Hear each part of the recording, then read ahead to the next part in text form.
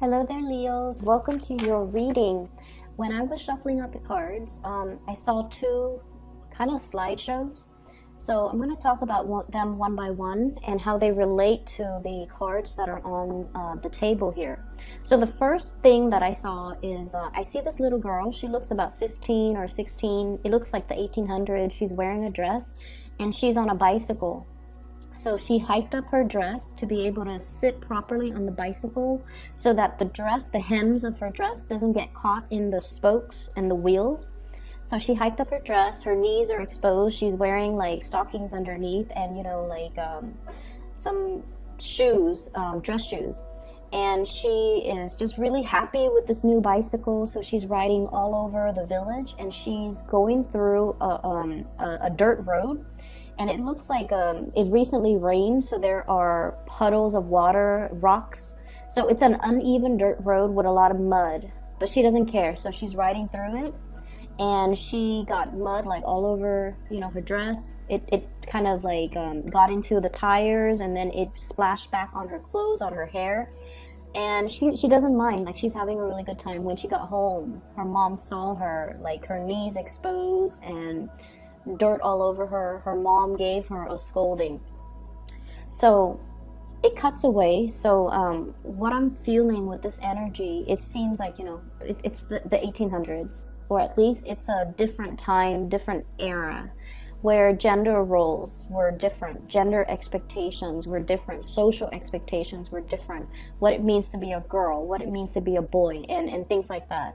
So her mom is sort of chastising her, like, you're a lady, you're 15, you're almost, marriage age. You're supposed to be more ladylike. You're not supposed to be a tomboy. So I feel like there are definitely societal, social, gender role expectations, or something that is, imposed by other people onto you.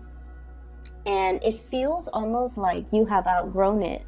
And you feel like it's restrictive. You feel like it interferes with your life. You feel like it's interfering with your ability to really live your life and enjoy your life.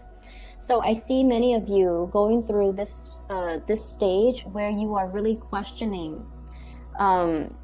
You're questioning, what it is that's making you really happy and why you're not able to pursue it. Okay, that's the main thing.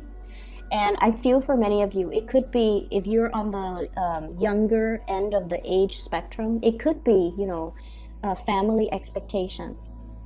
You're supposed to go to school. You're supposed to be a doctor. You're supposed to be a lawyer. You're supposed to be ladylike. Women are supposed to behave like this. Men are supposed to behave like this. And, it's everything seems like, or the people around you seem very, very reputation conscious, okay? If you're a little bit older, like if you're, for example, in your 20s, people around you might be like, oh, what did you do before this? Or what school did you graduate from? And it seems almost as if they care about these things more than you as a person. Like they care about what school you graduated from, where did you get your degree, where did you get your education, who are you connected to. So it's like very reputation conscious, okay? So the environment that you're in, you feel almost like it's either very narrow-minded, or you feel that people care about all of these superficial things that don't really, at the end of the day, don't really have a lot of substance, don't really have a lot of meaning. But nonetheless, they care about these things. And so I see many of you following, and you guys are like a very fierce sign. You're not one to follow the herd. However, I also feel like you guys are also very, very family oriented. So I'm sensing like if you grow up in an environment where mom and dad groom you for a specific, life path, for a specific career, for a specific, Ivy League school even, you don't want to disappoint them. But it gets to the point where you feel like life is going one way, and the bottom line is you're questioning, you're questioning these chain of events. You're questioning the choices that have led you to this very moment, and you're also questioning whether or not you're just kind of like, going with the tide, or whether or not you are conscious or consciously making these decisions because they make you happy, or whether or not you are making these decisions or living a specific life path to appease other people, or it's because something that, you know, it has always been done, tried and true. And so you kind of like took it as gospel and you didn't question it. So I see this major awakening, this major epiphany coming into the picture. Crossroads as well. Am I still happy with it? Is this all there is to life? Is this something that is meant for me? Or is this something that I just kind of found myself walking this path? But is there other, you know, like, are there other things out there for me that can bring me more emotional fulfillment? Okay, so I see all of these question marks kind of popping up when I shuffle your cards. And I feel like the energy can be very, very liberating if you're looking to break out and you know, go out into the world and make your mark on the world. And then on the other hand, I feel for others of you who are a little bit more status quo oriented. I also feel like some of you are a little bit scared of these changes that are coming through, things that are outside of your control, or things that you have always known to be true. All of a sudden you're reassessing. Okay, first of all, the way this energy is coming out, this is a card that really drew my attention. Your ship's coming in, something that you have really, really, really waited for a very long time. I usually think of this as like a big opportunity, study abroad, going overseas to do some type of research work for some of you, because that did come through. So for example, you might be studying to be, you know, like a doctor, right? And you're like, oh, I'm just gonna be an MD, just like a general practitioner. And then you take a course and then you're just like, you know what, maybe I want to do public health. Maybe I want to go to like, you know, pandemic zones and study like cultures and do microbiology or do epidemiology and study the transmission of diseases. And maybe I need to go to more of a tropical area or go overseas to a place where access to medicine might be very, very scarce. So your family might tell you, you know, family expectations here. You're going to be a doctor. You're going to be like, you know, either a general practitioner, or you're going to be a surgeon, and you're going to work in these really posh, high-end, either private practice or in a very, very prestigious hospital. And your life is going to be all set. And you're just like, actually, I really want to get into this because I want to help people. And if I want to help people, I want to go to places where the needs are, you know, impoverished neighborhood, underserved communities, especially going overseas to areas that don't have access to healthcare. So that's an example that I saw, so that I'm reiterating it, okay? And of course, all of you who are watching this are not in med school or not trying to be doctors, but that's a big example that I'm using. Mainly because I feel like you're being groomed for something and it's making you happy, but you're also questioning whether or not you can do something else that is more meaningful. So I see this conflict coming out. On the one hand, you are very, very happy, but on the other hand, you're almost operating from the Aquarius spectrum, where you're wondering, like, what is my contribution to humanity? At the end of the day, it's not so much about what I want, what's making me happy, but how can I share my gifts with the world? How can I make things better for other people? So you're going through a little bit of a soul searching. What's really, really making me happy? Can I really, really be happy when the rest of, you know, humanity is really suffering? So I feel this major maturation process happening here with Leos. And I also feel like you're plugged in, okay, to this collective consciousness, where on the one hand, your life might be really happy and dandy. But on the other hand, if you see, you know, poverty and homelessness and just people struggling to get by, there's an element about you where you want to share your resources in order to make life, even temporarily, because you're not naive, okay? So share your resources, share your skills, share your knowledge to make things better for other people. Some of you are rethinking like a major career path, rethinking, and I definitely feel like something from like a private arena to more of a public servant. That's what I'm feeling. So I feel like, for example, if you're a psychiatrist, if you're a doctor, you're thinking possibly going, packing up your bags from private practice. Even if you're a lawyer, private practice, going to be like a public defender or work in a more public environment where you're helping a lot of people. So you do want to, on the one hand, really serve humanity, but you also like, you're happy where you are. I don't feel like there's problems with this 10 of Cups here. You're very happy and you feel very blessed with everything that you have achieved and everything, all the good things that are coming your way. But on the other hand, it's almost like you can't really sleep at night if there are people struggling out there in the world, okay? So that's what I'm sensing. The second image that came through for you, and it's really weird, and I don't know why, I'm not seeing people, but I'm seeing animals.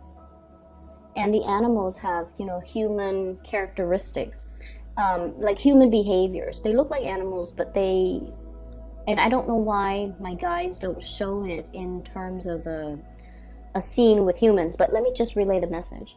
So there's this nest, it's in the tree, and there are 3 little birds that have hatched from these eggs, and the mother is there.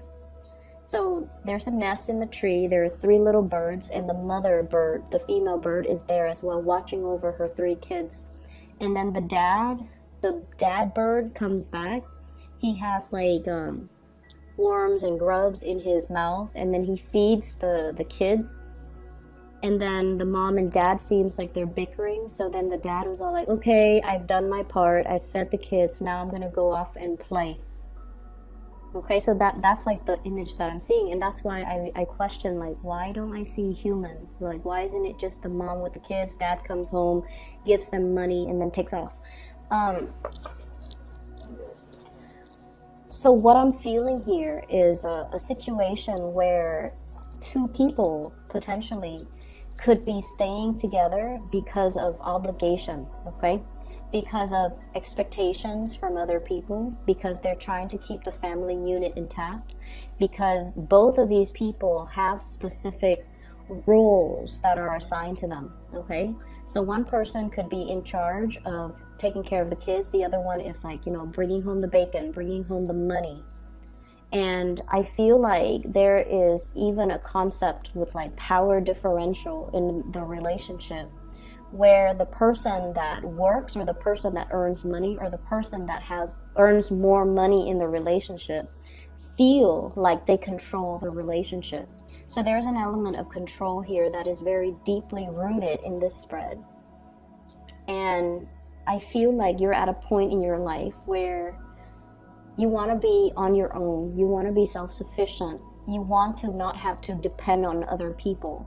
So, if someone is like helping you pay for tuition, for example, and they want you to only study certain things or, graduate with a certain major, I feel like you're starting to feel the pressure, or you're starting to feel that, there's strings attached in this union, or there are strings attached in this give and take. And I feel like someone is dangling something over you and constantly reminding you, I'm doing this for your own good, or I'm doing this, or, you owe me, or remember what I'm doing for you so that later on you don't forget me. So it's like very strings attached, it's very much conditional, okay? You have to do this in order to get that. So things are very, very conditional. And I'm starting to feel like you're feeling the weight of it. You're feeling like there is no free lunch. You're feeling as well that the other person is dangling this thing over you. And so your ability to make your own decisions might be severely limited, okay? I'm sensing as well, in a work environment, there is some type of unfairness that's coming through. First of all, I have here the Eight of Pentacles, okay? Working hard, keeping your nose to the grindstone in the reverse position, with the Devil in the reverse position. Some of you might physically just be like, this job is not doing it for me anymore, and I'm reassessing whether or not I want to invest more time in it. And then I also feel some imbalances in the work environment where the people that are not really doing their job, they're getting the promotions because they know somebody, because of their connections, or because of like just corruption is such a broad term, but I'm just going to use that. Favoritism, corruption, strings attached. You know, you do this for me and then I do this for you. Like, I'll scratch your back and you scratch mine. So it's a very, very, from your end, Leos, it's a very unethical, toxic type of a situation. And I feel like many of you might have already left that situation waiting for new opportunities to come on the horizon for you. And you're prepared because you knew this wasn't working.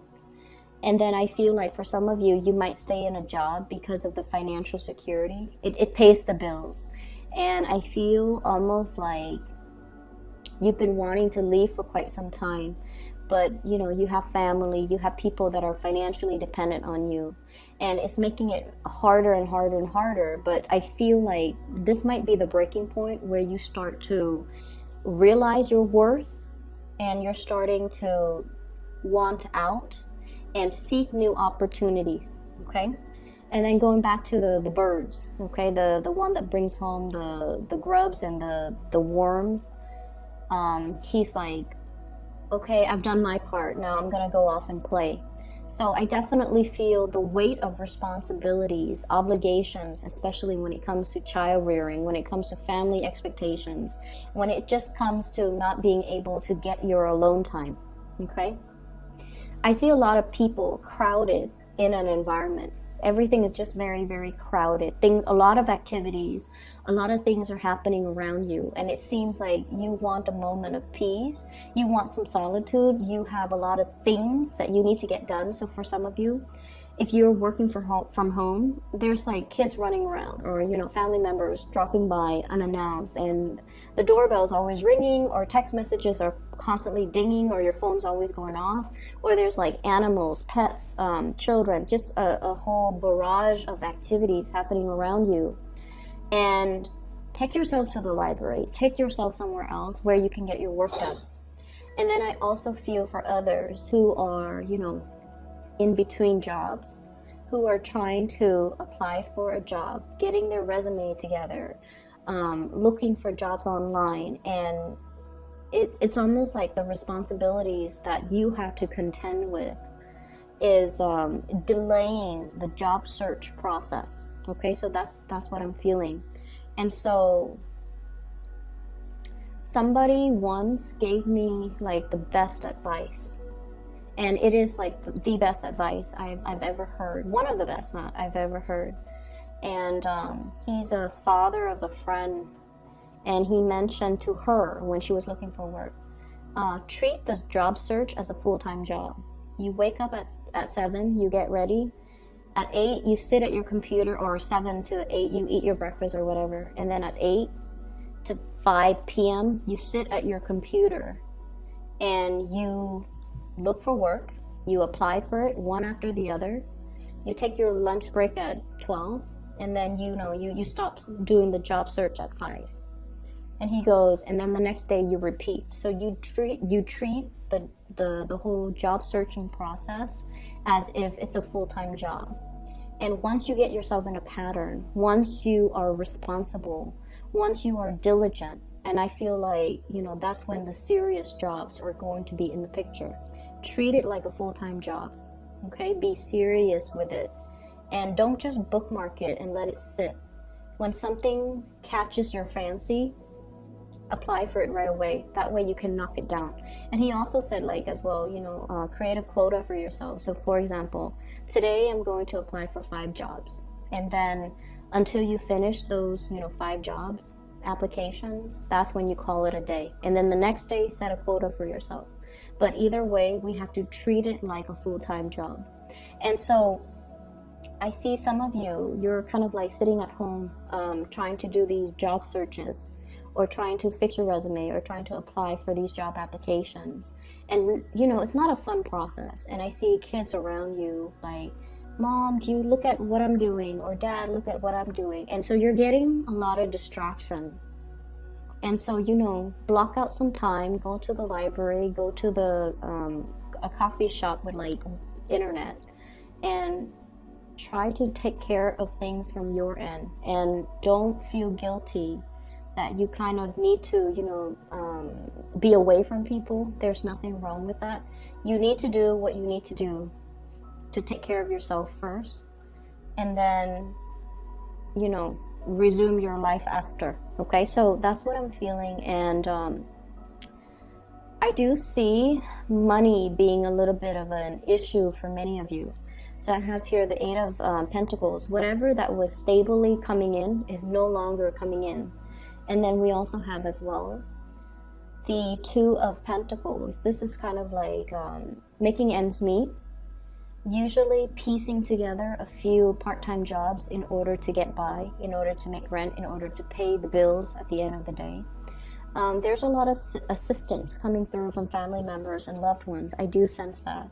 But I feel like, while we're in this space, it's really, really, it can feel really disheartening. Okay? I do sense that. It can feel very disheartening. But they're really telling you not to cut corners and do things the right way.